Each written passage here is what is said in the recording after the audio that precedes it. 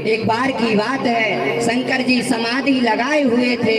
देवताओं को शंकर जी से कुछ काम आ गया। शंकर जी को कई बार जगाया।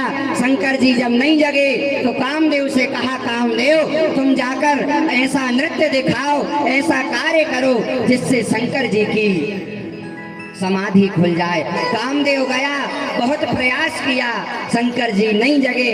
तब महाराज उन्होंने उनके अंगों को स्पर्श करना शुरू कर दिया, त्रिशूल हाथ में ले लिया, कभी डमरू छुड़ा ली, शंकर जी नहीं जगे। और जब कई प्रयास करते करते शंकर जी को जब पता चला कि मेरी समाधि कोई भंग करना चाहता है, तुरंत आंखें खोली, सामने कामदेव था और गुस्से में तीसरा नेत्र खोल दिया, जिससे कामदेव जलकर नष्ट हो गए। कामदेव की पत्नी रति आई, शंकर जी से हाथ जोड़े, प्रभु अब मेरा पालन पोषण क्या होगा, कौन करेगा, कौन मुझे संभालेगा। शंकर जी ने कहा, देवी मुझे क्रोध आ गया था, लेकिन मैं तुम्हें वरदान देता हूँ। जब यदुवंश कृष्ण अवतारा, जब यदुवंश कृष्ण अवतारा, हो यही हरणा महामही भारा, हो यही हरण और शंकर जी ने क्या कहा, कृष्ण तनय हो यही पति तोरा, कृष्ण तनय पति हो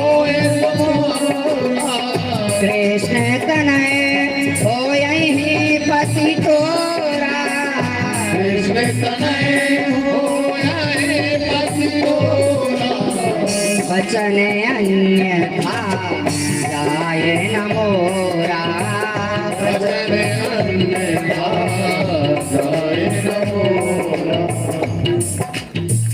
ऐसा भगवान शंकर जी ने वरदान दिया कि हे रति, कृष्ण तनय हो यही पति तोरा, वचन अन्यथा जाए न मोरा। तुम चिंता मत करो, आने वाले द्वापर युग में जब स्वयं पार ब्रह्म परमेश्वर जगदीश कृष्ण अवतार लेंगे तो उनका पहला पुत्र प्रद्युम्न ही तुम्हारा कामदेव पति बनकर आएगा। रति को इस बात का पता था। वो रति जो दासी के रूप में थी, जैसे ही मछली को चीरा उसमें से वो छोटा सा बच्चा निकला, जैसे ही उस दासी ने बच्चे को गोद में लिया, समझ गई कि ये तो स्वयं प्रद्युम्न आ गए हैं, स्वयं कामदेव आ गए हैं। कामदेव का उस राज्य में पालन पोषण किया गया। थोड़े बड़े होने पर रति ने सब बात बताई, हे प्रद्युम्न जी, आप ही कामदेव हो जो पिछले जन्म में मेरे स्वामी थे। प्रद्युम्न जी को अपने पिछले जन्म की खबर आ गई और तुरंत जाकर सम्रासुर पर प्रहार कर दिया, जिससे सम्रासुर की मृत्यु हो गई।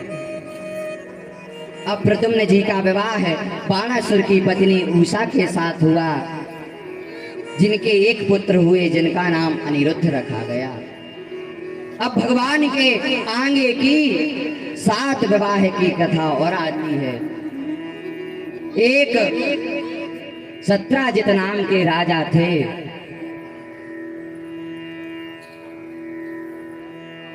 जिनकी पुत्री का नाम था सत्यभामा। लेकिन एक बड़ी बात थी कि सत्राजित राजा के पास एक ऐसी मणि थी जो नित्य प्रतिदिन 8 भार सोना देती थी।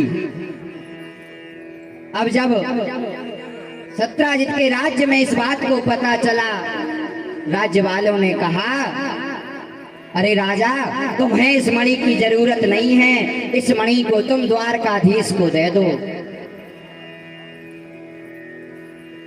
सत्राजित ने मना कर दिया। सत्राजित का एक भाई था जिसका नाम था प्रसेन। प्रसेन एक दिन उस मणि को लेकर जंगल में गया और एक शेर ने प्रसेन के ऊपर हमला कर दिया। शेर ने वह मणि उससे छुड़ा ली। और तभी वहां जामवंत जी आए। जामवंत जी ने देखा एक शेर के पांव में कुछ चमक रहा है। जामवंत जी ने उस शेर से युद्ध लड़ा। कहाँ जामवंत जी, कहाँ वो शेर, और जामवंत जी ने उस शेर से वो मणि ग्रहण कर ली। जामवंत जी उस मणि को लेकर गए। उनकी एक पुत्री थी जिनका नाम था जाम्बवती, जिनको हम जामवंती भी कहते हैं।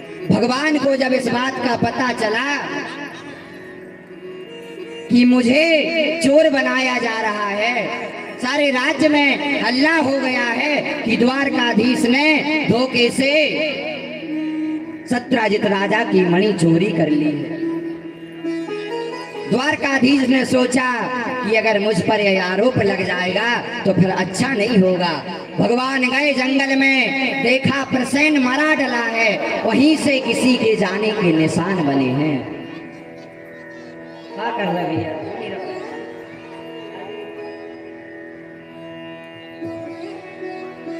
अब भगवान ने देखा कि किसी के जाने के निशान बने हैं। भगवान उन्हीं पांव के निशानों पर